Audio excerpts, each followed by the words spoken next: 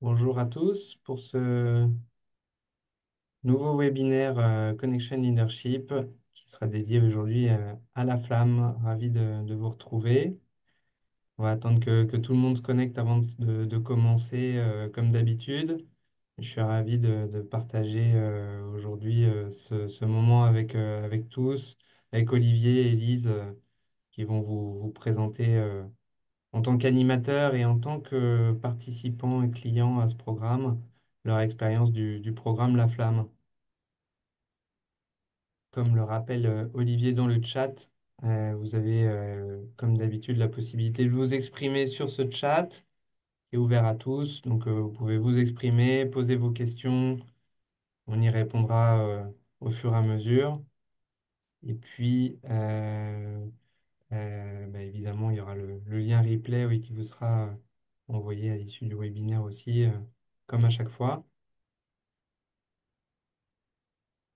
Donc, on attend encore 2 petites minutes pour commencer. Et puis, la première question qui vous est posée aujourd'hui, en même temps que vous vous connectez, vous pouvez y répondre. C'est, euh, d'après vous, quelle est votre priorité numéro un pour votre organisation ou pour les organisations que vous suivez? Quelles sont ces priorités numéro un en termes de RSE? On attend encore quelques minutes et puis on va pouvoir lancer, comme d'habitude, une petite introduction de Connection Leadership rapide. Et puis après, ce sera au tour de Olivier et de Lise, après qu'ils se soient présentés aussi, évidemment.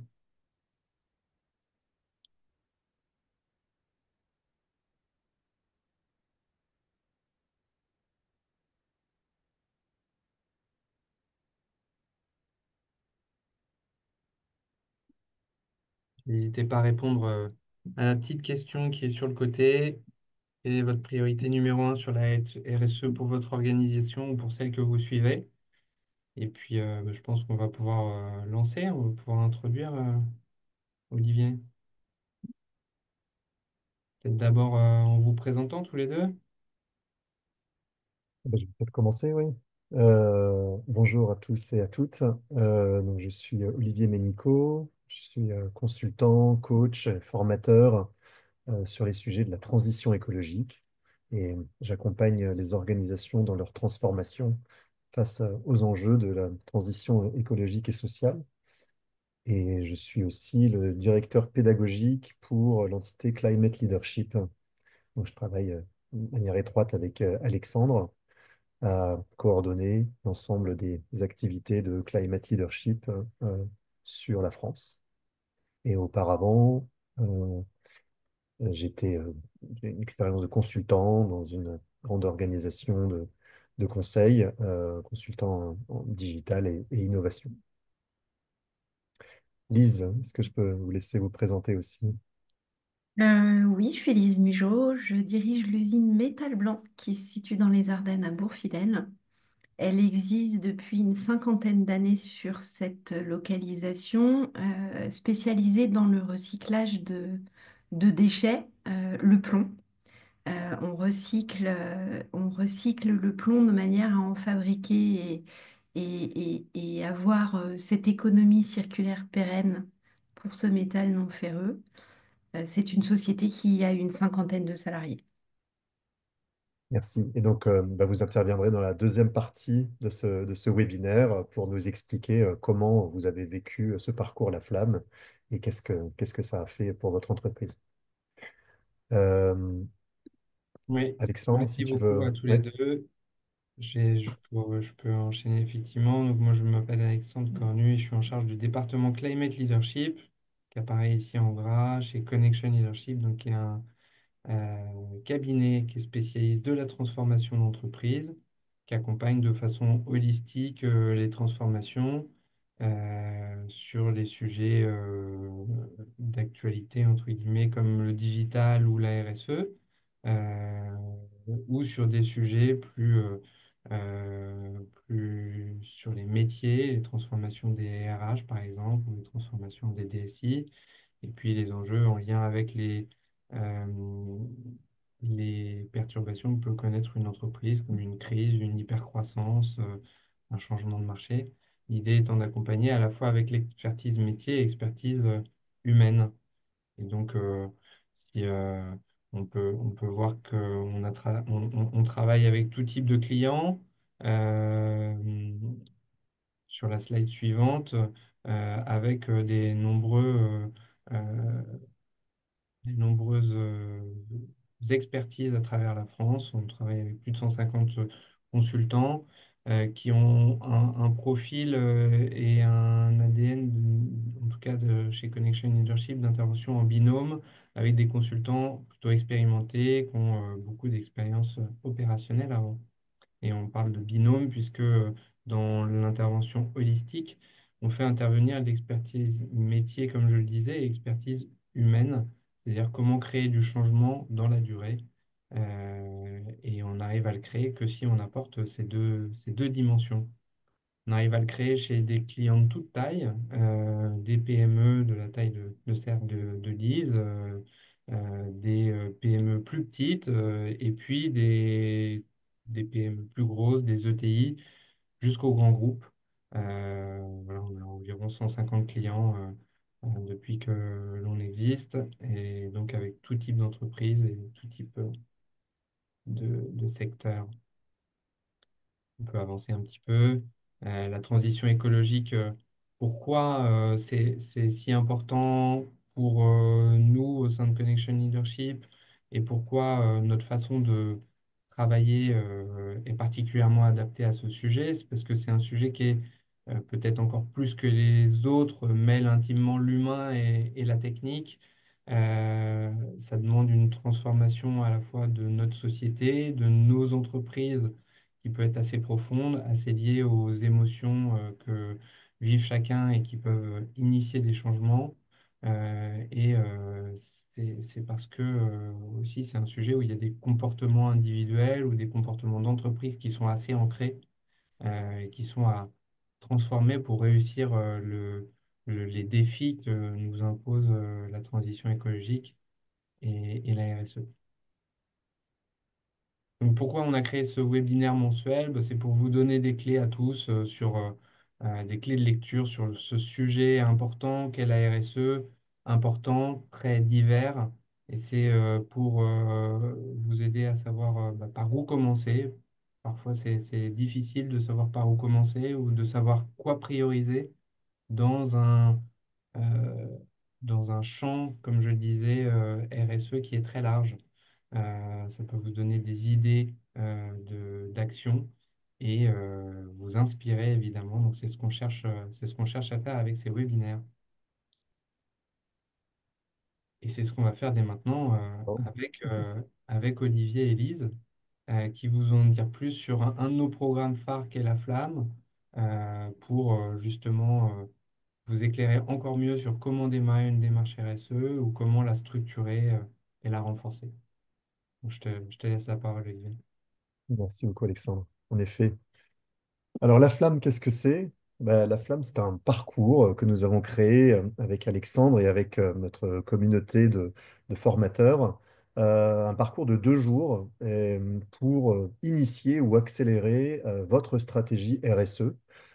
Donc on l'a bâti pour pouvoir à la fois comprendre ce qu'est la transition écologique, les bases de cette transition écologique et sociale à travers notamment la question des dérèglements climatiques et des autres enjeux écologiques et sociaux. Et puis derrière, de pouvoir capitaliser sur ça pour pouvoir accélérer son plan RSE en fonction de là où on en est, en fonction de là où est l'entreprise, pour pouvoir le prendre et avancer sur ces enjeux.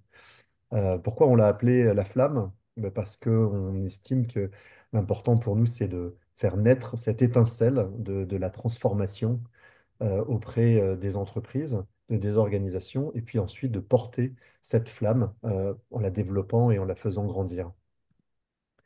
Ce programme, on l'a construit autour d'une méthode qui s'appelle la théorie U, qui est quelque chose qu'on utilise beaucoup au sein de Connection Leadership. C'est une méthode de transformation qui a été créée par un professeur du MIT qui s'appelle Otto Scharmer. Et il a créé cette méthode différentes étapes pour pouvoir faire un parcours de transformation, que ce soit au niveau individuel ou au niveau collectif. Et nous appliquons cette méthode à travers ce parcours de 2 jours pour passer de l'étape de l'initiation, du cadre, aller écouter, observer ce qu'il y a autour, aller comprendre et ressentir. Ça, c'est l'objet de la première journée que je vais décrire tout à l'heure. Puis ensuite, dans la deuxième journée, bah, être vraiment dans cette présence, dans cet accueil, et ensuite pouvoir commencer à laisser émerger des nouvelles idées, créer et aller vers le changement au niveau de l'organisation.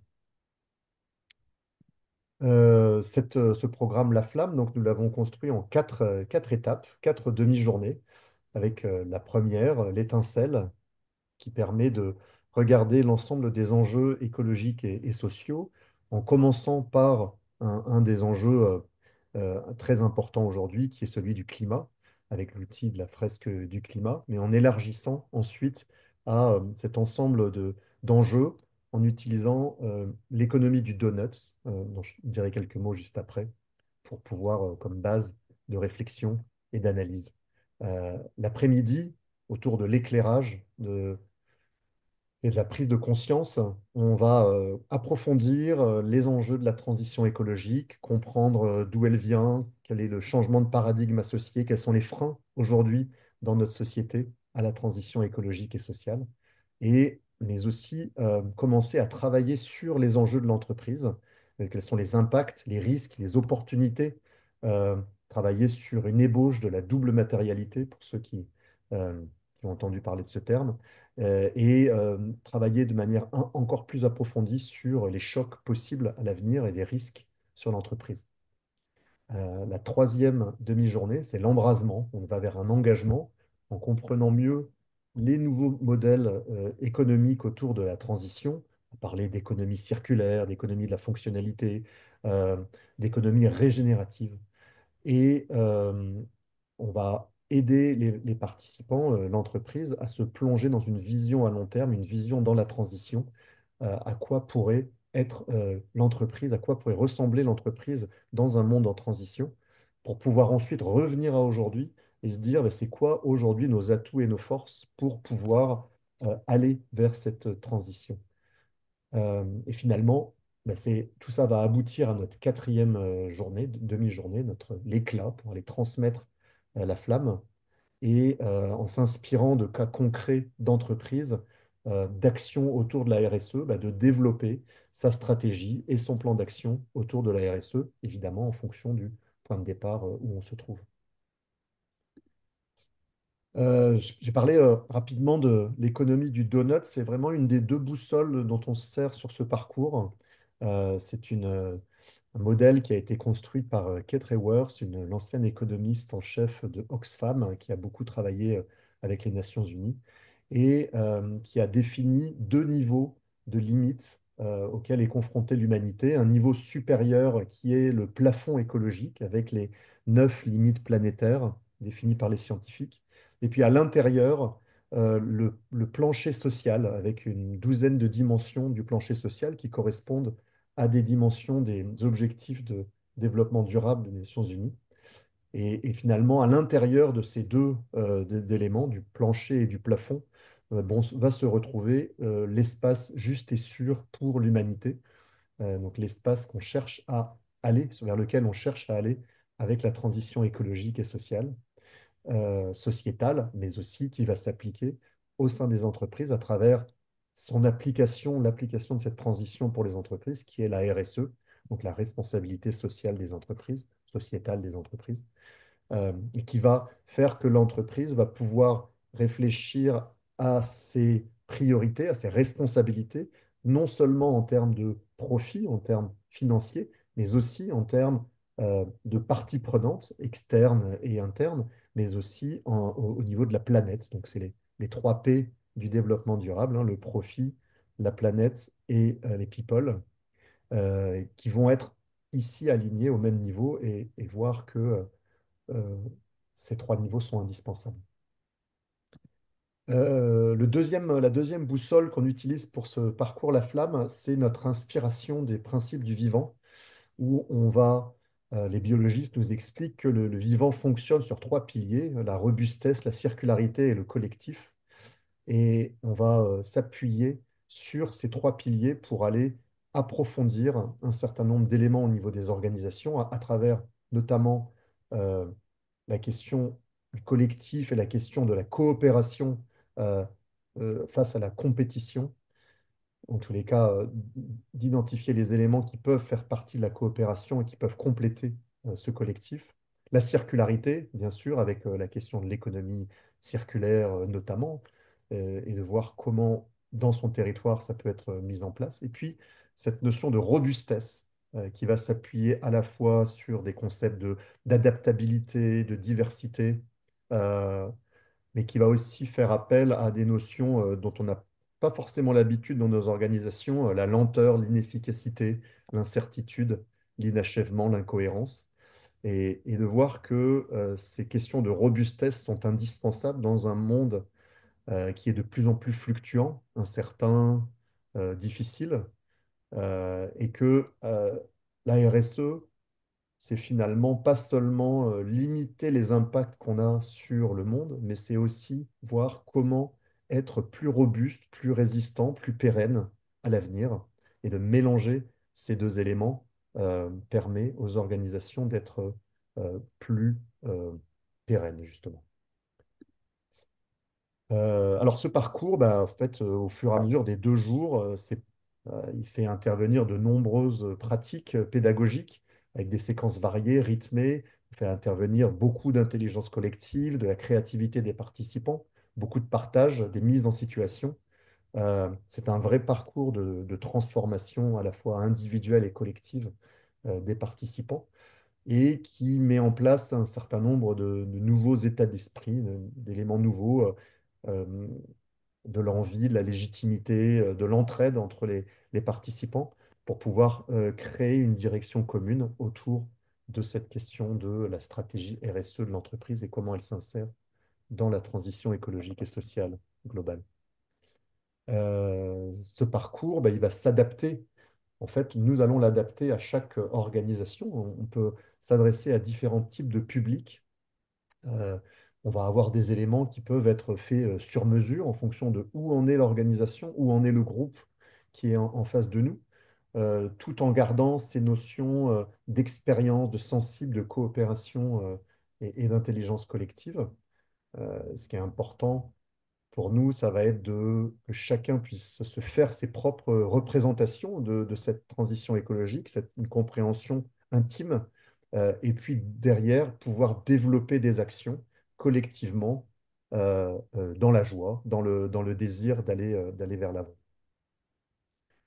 Alors, je parlais de différents types de publics. On a jusqu'à présent déployé ce programme à la fois à l'intérieur d'organisations, auprès de salariés, auprès de groupes de salariés. Je vais donner plusieurs exemples après, mais aussi dans d'autres organisations, au niveau des dirigeants, des comités de direction ou comités exécutifs, et puis aussi au niveau de certains groupes de managers, des managers engagés sur des actions de RSE notamment. Donc un premier exemple, c'est celui de l'OPCO2I, où nous avons formé des conseillers formation à la transition écologique sur ce programme de 2 jours, en l'adaptant à leurs besoins, qui était celui de pouvoir accompagner leurs adhérents dans la transition écologique. Et donc nous avons pu former près de 300 conseillers en un mois sur toute la France avec notre réseau de consultants et de formateurs. Nous avons aussi accompagné Virbac, une ETI, euh, sur leur projet de transition écologique et de RSE, avec tout un programme de formation, mais qui s'est initié avec cette flamme auprès de certains membres du CODIR, des leaders de la transition, et puis dans un deuxième temps avec un groupe de managers qui a été aussi accompagné sur ce programme. Nous avons accompagné aussi l'entreprise Solaire et Palo dans le sud de la France, en Occitanie, aussi à travers tout un programme autour de la transition écologique, mais en commençant par le comité de direction pour pouvoir vraiment aligner ce comité de direction et les embarquer dans leur ambition de RSE. Nous avons aussi plusieurs autres exemples d'entreprises dans le centre de la France et dans l'Est. Où nous avons accompagné les comités de direction. Euh, et certaines de ces entreprises, Lise va pouvoir ensuite témoigner ici, sont accompagnées en complément d'un autre programme que nous utilisons, qui est le diagnostic RH Transition écologique, donc, qui est un diagnostic proposé par certains OPCO pour pouvoir accompagner les entreprises autour de leur transition écologique. Et donc, notre programme La Flamme est tout à fait complémentaire de cet accompagnement, puisqu'il permet d'embarquer un comité de direction ou un groupe de managers et de pouvoir en parallèle, en complément, accompagner de manière plus fine en termes de conseils sur des éléments euh, autour des ressources humaines, mais liés aux questions de transition écologique. Et donc j'en arrive à Métal Blanc, que nous avons accompagné au mois de janvier sur ce parcours La Flamme et qui aussi fait partie de ce parcours plus large qui est le diagnostic RH transition écologique proposé par l'OPCO2I dans ce cadre-là. Euh, et donc peut-être le mieux, c'est de vous donner la parole, Lise, pour essayer de nous parler de cet accompagnement. Peut-être en reprenant, vous en avez dit quelques mots tout à l'heure d'introduction de ce qu'est Métal Blanc, mais peut-être revenir un petit peu sur les activités de Métal Blanc d'abord et, euh, et nous dire pourquoi vous avez eu le besoin, l'envie d'être accompagné autour de la RSE. Oui, sur l'activité, Métal Blanc, c'est une vraie usine de transformation. On est dans l'industrie lourde, la métallurgie, donc avec un process de fabrication. On récupère de vieilles batteries, automobiles notamment, ou stationnaires, et puis on va les broyer et par de la fusion et de la réduction extraire tout le plomb qu'il y a dans les batteries. 70% du poids de la batterie, c'est du plomb.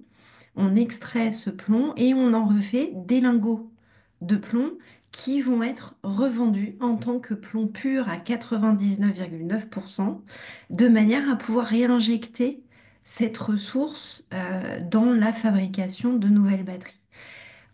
Cette activité-là, elle nous permet de valoriser un engagement très fort pour l'environnement, puisqu'on est pleinement sur une activité vertueuse d'économie circulaire.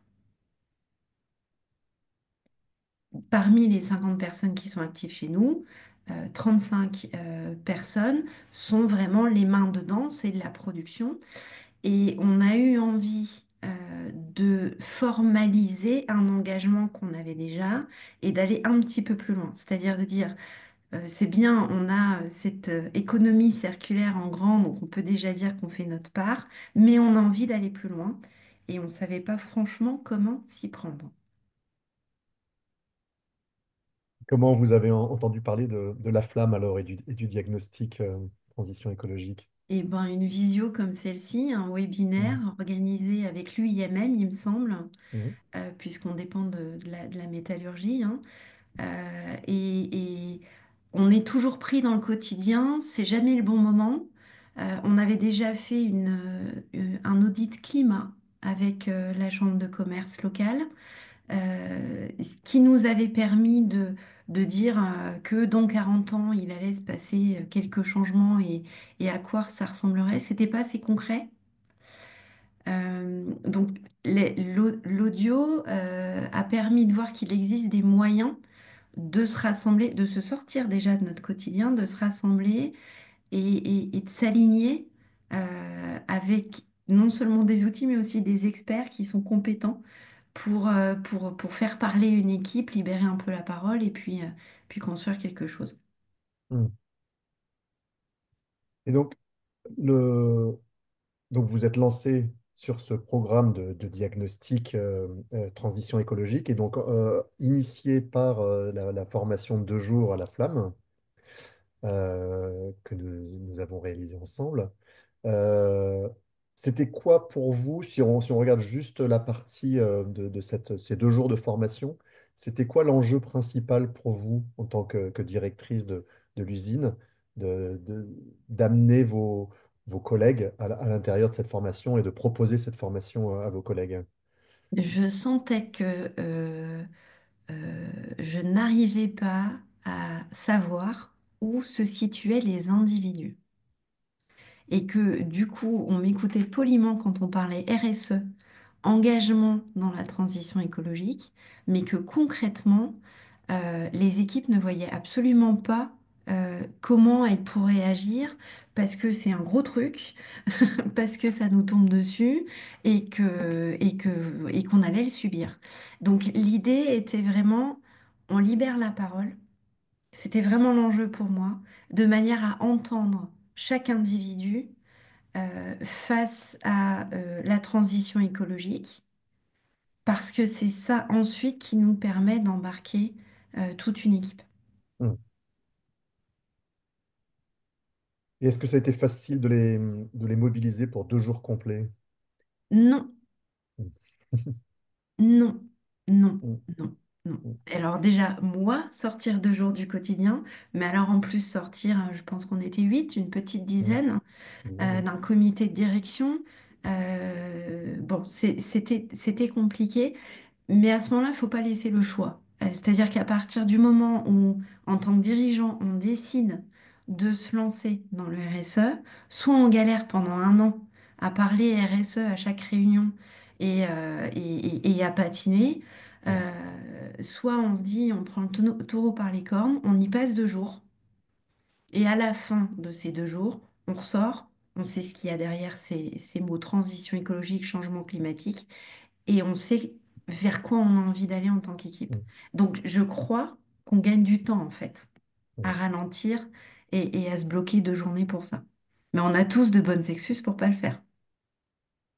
Oui, il y avait un mot qui était sorti, je me souviens, dans cette formation, c'était ralentir pour accélérer. Ça Exactement. avait Et on été l'a un, gardé, un Olivier. mot, On l'a un mot gardé. qui était ressorti fort. C'est important parce que on peut tous courir, mais pour autant patiner. Hmm. Donc c'est vraiment important. Se ralentir pour accélérer, il nous parle beaucoup. Et est-ce que vous pensez que on aurait pu arriver au même résultat dans une durée plus courte si on avait juste pris une demi-journée ou une journée ensemble?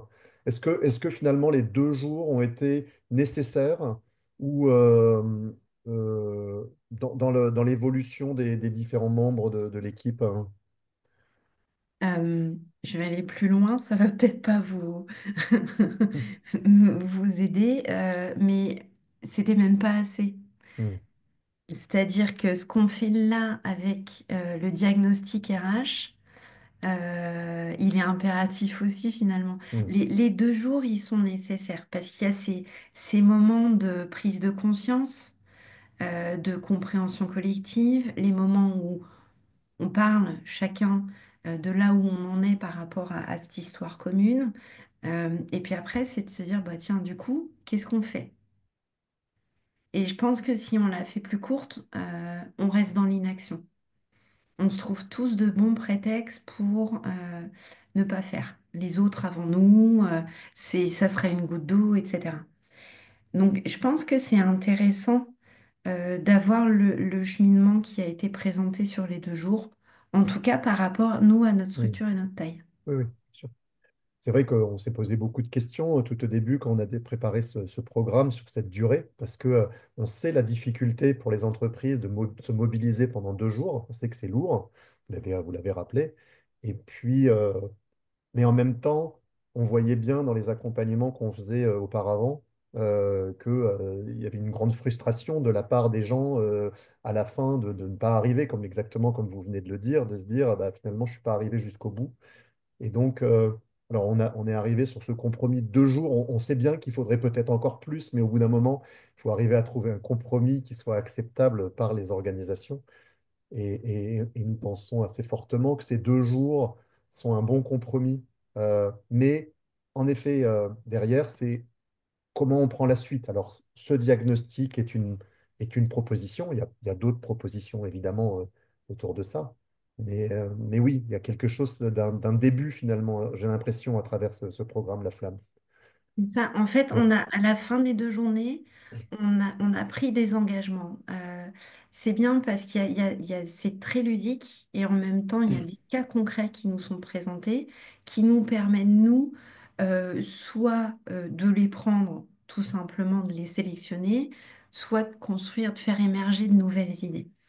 Et quand on se quitte à la fin des 2 jours, on a les cartes en main. Mm. C'est des cartes de jeu, hein, on a des cartes en main. Mm.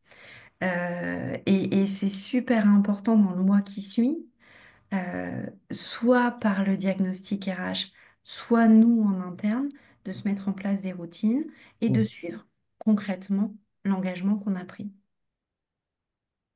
Complètement.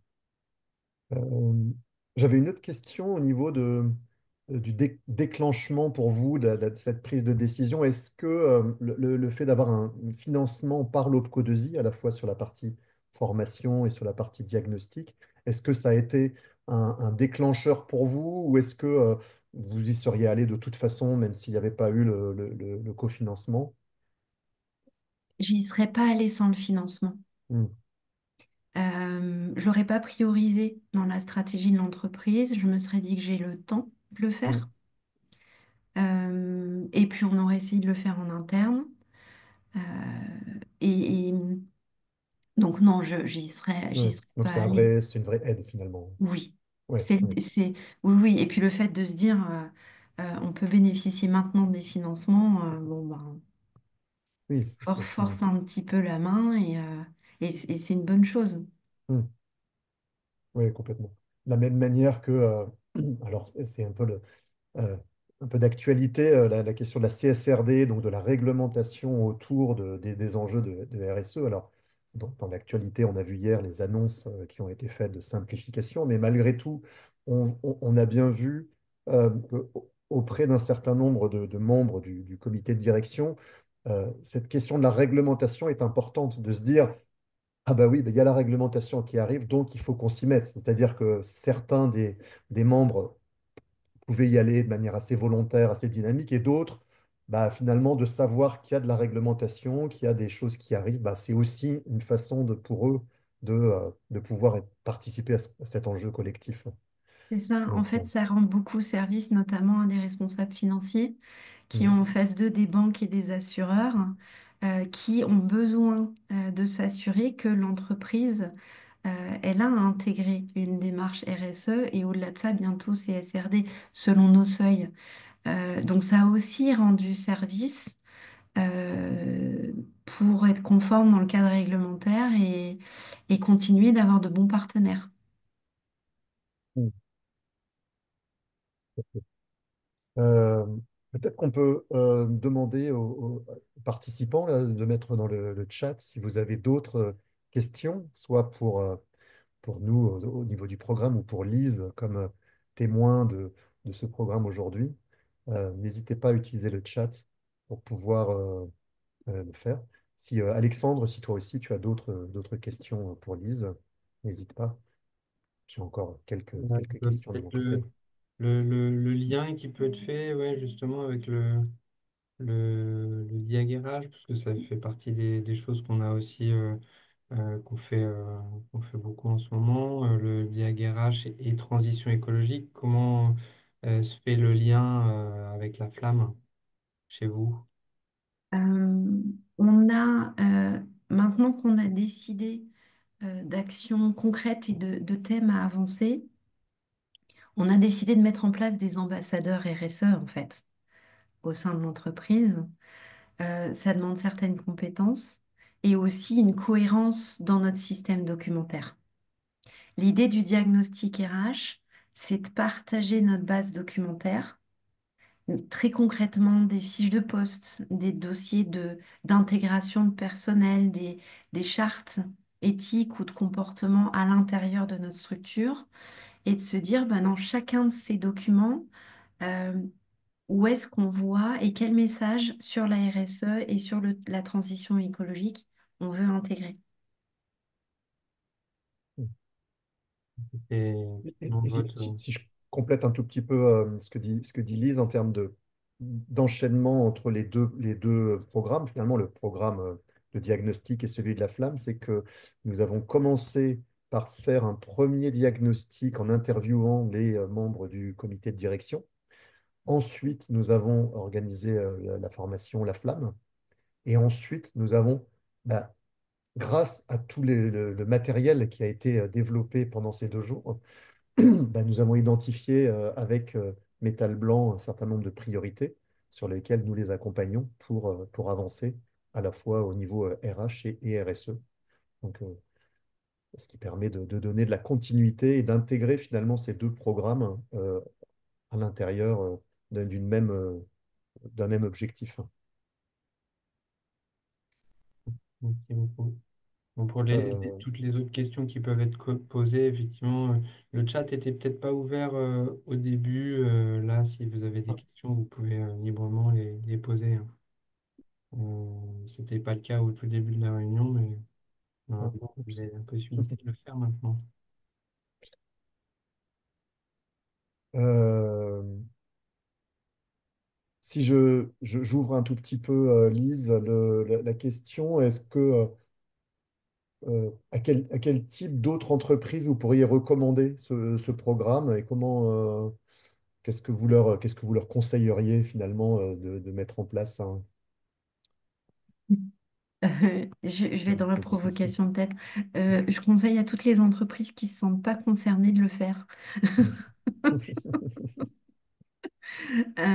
Vraiment, en fait, si je me sens pas concernée ou si je me sens inutile dans la transition écologique, c'est que je sais pas faire le lien par moi-même avec ma structure et donc il est urgent de le faire. Mais vraiment, on était, Métal Blanc est une entreprise qui se renouvelle beaucoup en ce moment. Donc, on a 50% de l'effectif qui a été renouvelé les 3 dernières années. Dans l'encadrement, même encore plus. Et on était un public âgé entre 25 et 70 ans, très varié. Donc, avec l'expérience et la compétence et des expertises vraiment différentes. Pour autant, je crois que ça a parlé à tout le monde. Mm. Justement, est-ce qu'il y avait c'est quoi les retours que vous ont dit les différents participants là? Qu'est-ce qu'ils vous ont dit, quelques éléments de langage? Euh, euh, alors, j'ai les réticents, c'est-à-dire ceux qui disent, bon, j'ai bien compris, il faut que j'y aille. Oui, effectivement, c'est plus concret. Bon, je ne sais pas si ça va changer le monde, mais on va y aller. Et puis, j'ai des enthousiastes, des gens qui ont vraiment compris que c'était concret, ça pouvait être un moyen aussi de fédérer et de motiver nos nouvelles générations pour pouvoir bah, valoriser un peu notre culture d'entreprise en même temps et puis se rendre utile. Donc, il y a vraiment les deux, faut pas se leurrer, mais on est toujours confiant dans le fait que nos enthousiastes, ils embarquent les autres. Mm, complètement.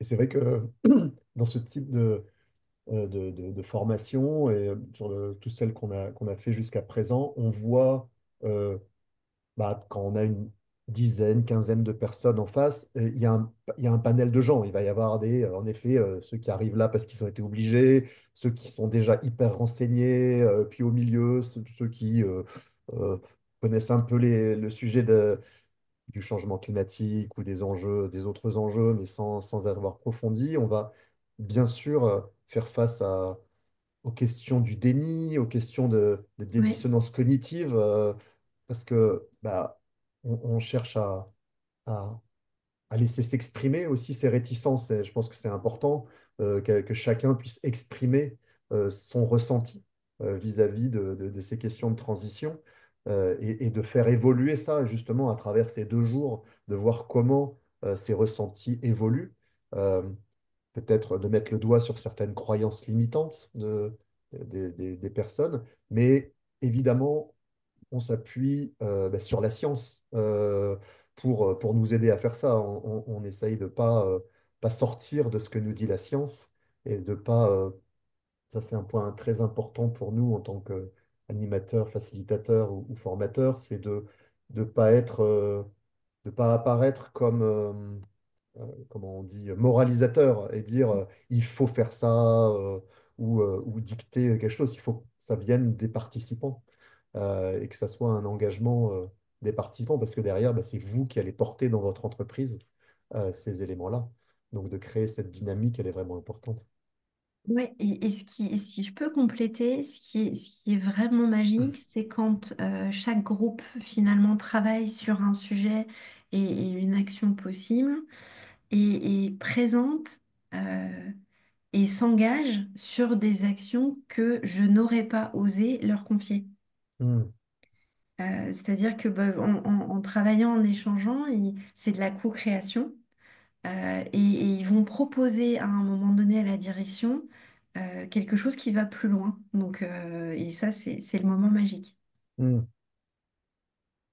Ah, justement, ouais, j'allais demander quel avait été le meilleur moment, mais ouais, Voilà. on vient de l'avoir. On vient de l'avoir. Euh, est-ce qu'on a d'autres questions, Alexandre? Non. Peut-être est-ce que... Pas pour le Pardon, tu as... moment. Ouais. Est-ce Pas que non toi, plus.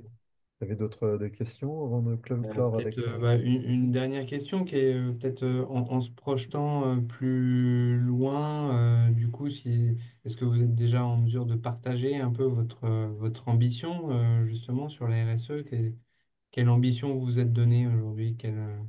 Alors, elle est tant à l'intérieur qu'à l'extérieur. À l'intérieur, c'est vraiment bien intégrer une amélioration des, des- des conditions de travail et des moyens pour être prêt et faire agir cette transition écologique par le biais de ce que je disais, finalement, renforcer notre culture, l'intégrer dans notre culture d'entreprise.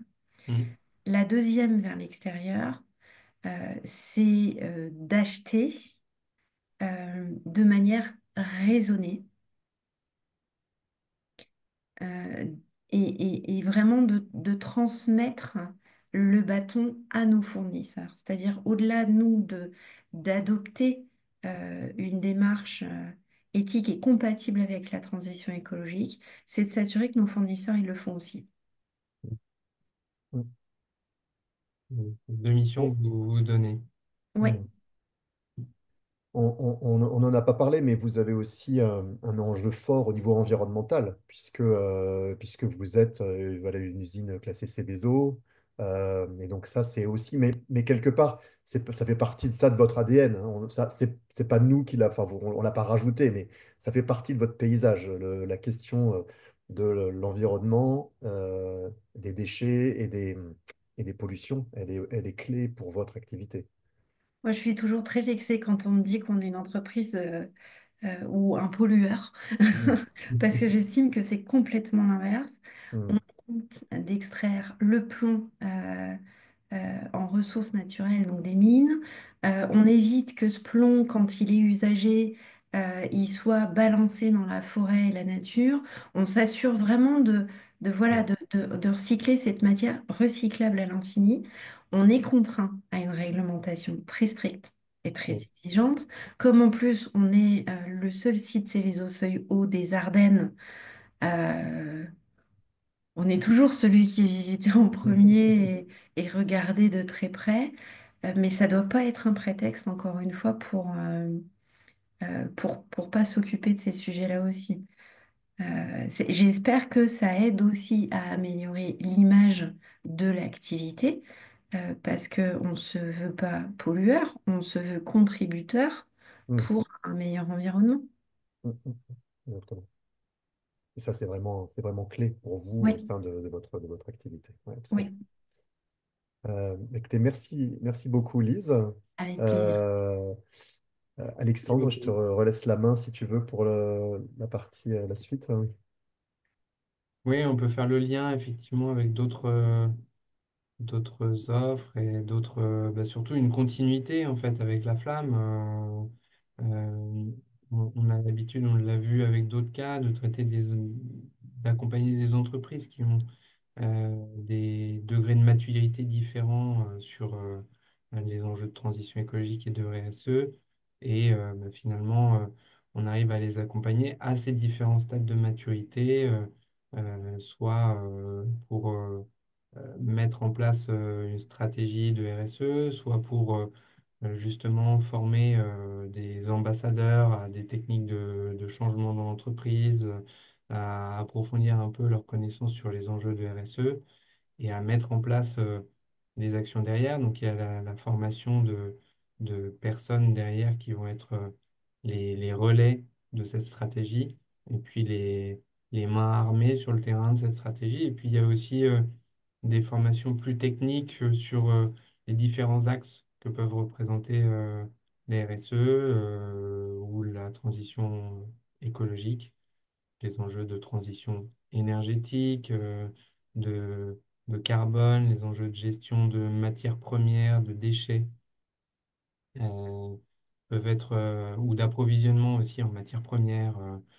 comme on en parlait à l'instant. Donc tout ça, ce sont des, des sujets qui peuvent être traités sous forme de formation, sous forme d'accompagnement, et à tout stade de maturité. Et là encore, ce qui est intéressant, c'est que on peut faire ces formations ou ces accompagnements souvent avec une certaine partie de financement par l'ADEME, par l'État, par les OPCO en particulier avec qui on travaille. Peut-être qu'on peut avancer un petit peu. Bon, ça, c'est un exemple. Un exemple de notre catalogue de formation qui fait 45 programmes.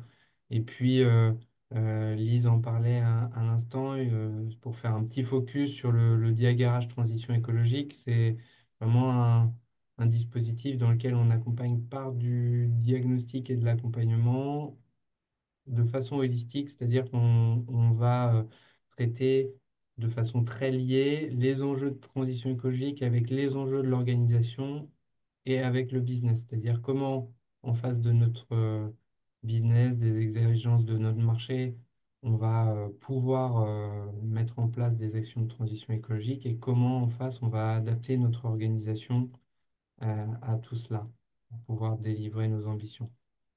Euh, et voilà des thématiques qui peuvent être accompagnées en, en matière de diagnostic et d'accompagnement.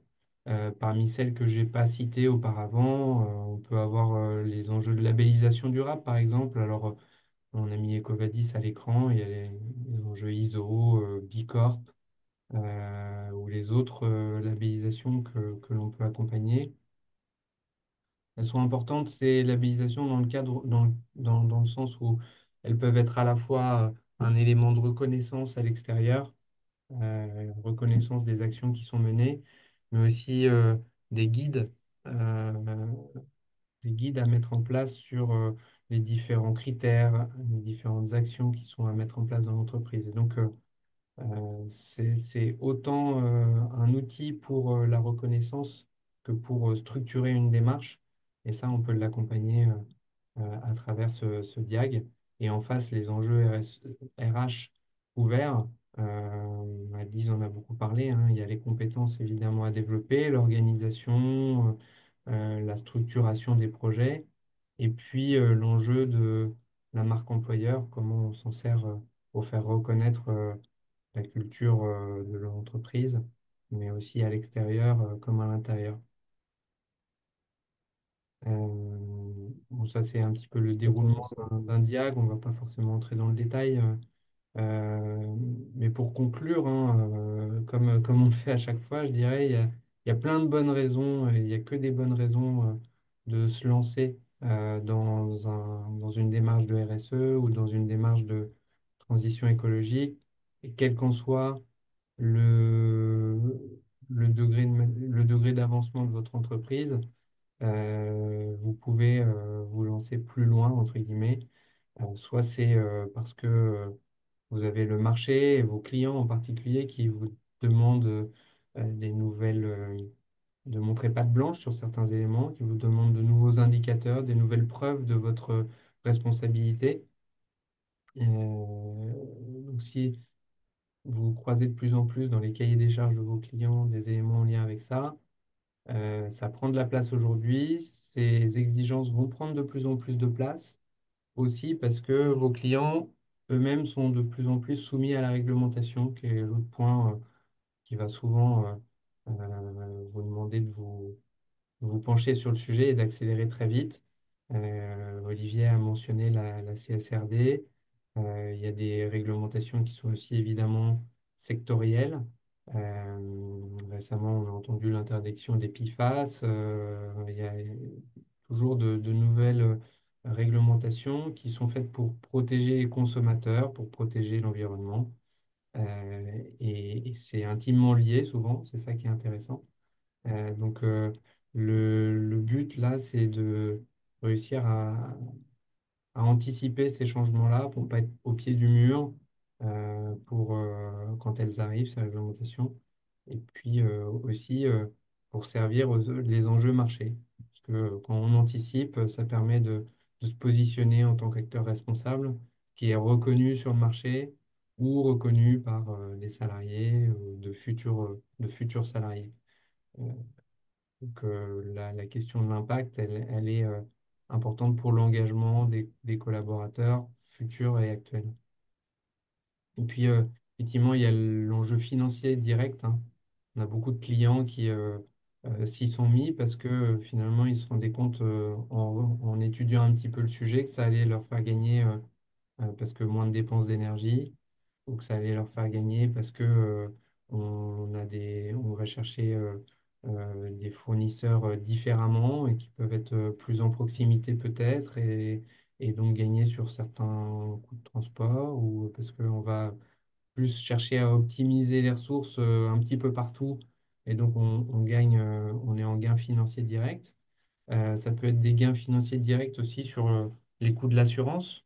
Une entreprise euh, qui a une politique de RSE s'assure plus facilement et à moindre coût que d'autres entreprises. Et là, c'est un sujet qui est en train de devenir pour certains secteurs vraiment primordial. Il y a de plus en plus d'entreprises qui ont du mal à trouver des assurances parce qu'elles sont de plus en plus exposées à des risques. Là, on est plus sur les enjeux d'adaptation de l'entreprise, mais ça fait partie de la transition écologique. C'est comment adapter son entreprise aux risques auxquels elle fait face. Donc voilà, il y a des tonnes de raisons de se lancer et aussi quand on ne les trouve pas, comme le disait Lise, si on pense qu'on ne doit pas se lancer, bah, c'est Il y c'est- avait quand c'est maintenant qu'il faut le faire. même. Voilà. Donc, bah, merci à tous. On termine un petit peu en avance. Lise, Olivier, si vous voulez ajouter des choses, et puis les participants aussi. C'est le moment ou jamais, ou plutôt le moment avant le prochain contact qu'on pourra avoir ensemble. Bon, ben, écoutez, merci beaucoup Lise pour ce partage, ce témoignage important pour nous. Et puis, euh, on est enchanté de vous accompagner dans ce parcours que vous avez lancé. Euh, euh, ce cas de votre entreprise, il est assez à la fois caractéristique d'autres entreprises que nous accompagnons et en même temps, chaque cas est particulier avec les participants, avec ces cas. Et donc, c'est extrêmement enrichissant pour nous. On l'a pas dit tout à l'heure, mais enfin, si tu l'as mentionné, Alexandre, sur le diagnostic RH. Donc, je participe à ce diagnostic avec une consultante RH. On est en binôme sur ces diagnostics. C'est vraiment important pour nous euh, dans nos accompagnements, c'est cette notion de binôme, tu l'avais mentionné tout à l'heure, Alexandre, mais cette complémentarité et cette émulation qu'on a ensemble bah, nous permet de mieux accompagner nos clients autour de ça. Merci beaucoup, Lise, pour votre participation en tous les cas. Merci de me donner l'opportunité de partager un petit peu. Et puis c'est un super partenariat parce que voilà, on ne peut pas tout faire nous-mêmes. Donc c'est bien d'avoir des partenaires comme vous. Merci beaucoup. Merci beaucoup. Excellente Ben, journée à tous, et puis bah, on se retrouve bientôt. à bientôt. Merci beaucoup. Merci Lise.